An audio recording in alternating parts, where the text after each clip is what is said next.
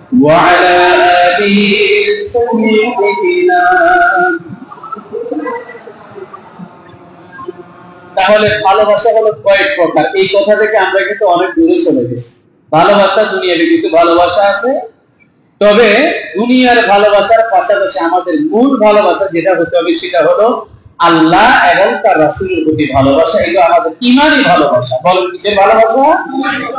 এই ভালোবাসা যিনি রাখবেন, আল্লাহ রাসূল বললেন যদি না রাখেন সেই কখনো পরিপূর্ণ ঈমানদার হতে পারবে না।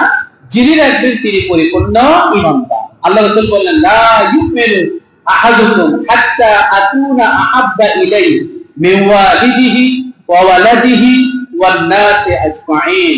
আমি ততক্ষণ পর্যন্ত তোমাদের বললাম যে পরিপূর্ণ ঈমানদার হতে পারবে না যতক্ষণ পর্যন্ত না তোমাদের স্ত্রী, পুত্র, সন্তান, সন্ততি, আত্মীয়-স্বজন সমগ্র মানুষের চাইতে আমি নবী তোমাদের কাছে অধিক ভালোবাসার পাত্র না হব। সুবহানাল্লাহ। এটা তো নবীকে ভালোবাসার কথা, আবার আল্লাহকে ভালোবাসার কথা কিন্তু আল্লাহ কোরআনে বলে দিয়েছেন সূরা তাওবার 24 নম্বর আয়াতের ভিতরে, কুল ইন কানা আবাউকুম ওয়া আবনাউকুম ওয়া ইখওয়ানুকুম ওয়া আজওয়াজুকুম ওয়া আশীরাতুকুম। এভাবে আল্লাহ তাআলা অনেক লম্বা একটা আয়াত বলেছেন। সেগুলো আয়াতটার শেষাংশের ভিতরে আল্লাহ তাআলা ঘোষণা করলেন আহাব্বা ইলাইকুম মিনাল্লাহি ওয়া রাসূলিহি ওয়া জিহাদিন ফি সাবিল। মানে আমি দুনিয়ার সব কিছুর চাইতে তিনটা জিনিসকে আমি মহব্বত করব, ভালোবাসবো, অগ্রাধিকার দেব। একটা হলো আমি আল্লাহ ওয়া রাসূলিহি, আরেকটা হলো আমার রাসূল, আর আরেকটা হলো আল্লাহর জমিনে আল্লাহর বিধান কায়েম করার যে চেষ্টা করছে সেই জিনিসটা।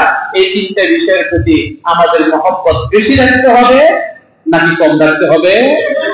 তাহলে আমরা হতে পারবো পরিপূর্ণ ঈমানদার। এখন আমাদের সেই ঈমানি ভালোবাসাটা আরো বেশি জাগ্রত করার জন্য রাসূলকে উদ্দেশ্য করে আল্লাহ তাআলা যে আয়াতটা নাযিল করলেন, এখন কথাটা রাসূল বলছেন ফাত্তাবিউনি, আমাকে অনুসরণ করো।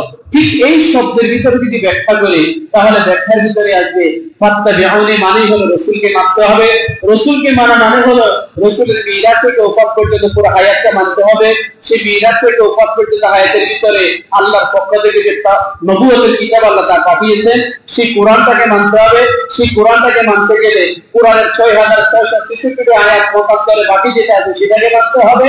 এইগুলো মানতে গিয়ে আমাদের যেটা সিদ্ধান্ত নিতে হবে সেটা হলো আল্লাহ ছাড়া, কোরআন ছাড়া, রাসূল ছাড়া, ইসলাম ছাড়া অন্য কোনো কিছু আমি মানি না। কথা বলেন ঠিক কি না? ফাত্তাবিউনি, আমাকে অনুসরণ করো মানে রাসূলকে, মানে কোরআনকে, মানে আল্লাহকে, রাসূলের সুন্নাহকে, পরিপূর্ণ ইসলাম। কথা ক্লিয়ার? তাহলে এই অনুসরণটা আমাদের করা দরকার আছে না? যে কোরআনটা আমাদের সামনে আছে, আপনি কোরআনটা সামনে রাখলেই তো বুঝবেন যে মা ফাররাতনা ফিল কিতাবি মিন শাইইন, দুনিয়ার এমন কোন বিষয়কে আমি বাকি রাখিনি। আল্লাহ বলেন সব কিছুর সমাধান এই কোরআনের ভিতরে আছে না নাই? বলেন সব সমস্যার সমাধান দিতে পারে, সব সমস্যার সমাধান দিতে পারে। দুনিয়ার কোন মানুষের মনগড়া মতবাদ দিয়ে সমাজ পরিবর্তন হবে না, রাষ্ট্র পরিবর্তন হবে না, পৃথিবী পরিবর্তন হবে না।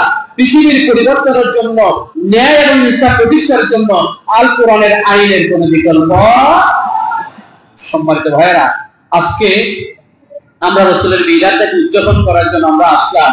যেই আবু লাহাব রাসূলের 12 জন চাচার একজন, সেই বেটাও কিন্তু রাসূলের মিলাদে খুব বেশি খুশি হয়েছে। কিন্তু রাসূল যখন সাফা পাহাড়ের পাদদেশে দাঁড়িয়ে ঘোষণা করলেন ইয়া আইয়ুহান নাস, হে মানব মণ্ডলী, কুলু লা ইলাহা ইল্লাল্লাহ তুফলিহুন, তোমরা সবাই পড়ো লা ইলাহা ইল্লাল্লাহ, তাহলে তোমরা সবাই হবে সফলকাম। এই প্রকাশ্য ঘোষণাটা আবু লাহাব গ্রহণ করতে পারে নাই। তার মানে তারা রাসূলের জন্মে খুশি, রাসূলের বাকি হায়াত নিয়ে তারা খুশি, কোরআন পেয়ে তারা খুশি।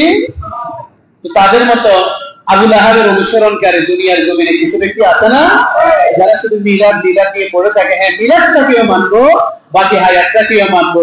শুধু মিলাদটাকে মানতে গিয়ে আবু লাহাব করেছে যে দাসীরা খবর দিল যে মুহাম্মদ ইবনে আব্দুল্লাহ দুনিয়ার জমিনে জন্মগ্রহণ করেছে, আপনাকে খবর দিলাম। এই কথাটা শোনার সাথে সাথে আবু লাহাব বলল যা, তুই আজকে থেকে স্বাধীন, তোকে মুক্ত করে দিলাম, আর এই নে মিষ্টি খা, খেজুর খা। আর এখনকার যুগে সেই মিলাদে খুশি হয়ে জিলাপি খায়। কথা বলা ঠিক কিনা? আমরা আজকে জিলাপি খাবো না, তবে আমরা শুধু একটা অংশে খুশি হয়ে না, সবাই একমত আছেন তো? টোটাল হায়াতটা পেয়ে খুশি হয়ে ইনশাআল্লাহ আমাদের বুঝার শক্তি দান করে সকলে বলে আমিন। আপনাদের অনেক কথা বলে ফেলেছি না, আমাকে যে বিষয়গুলো পরামর্শ দেওয়া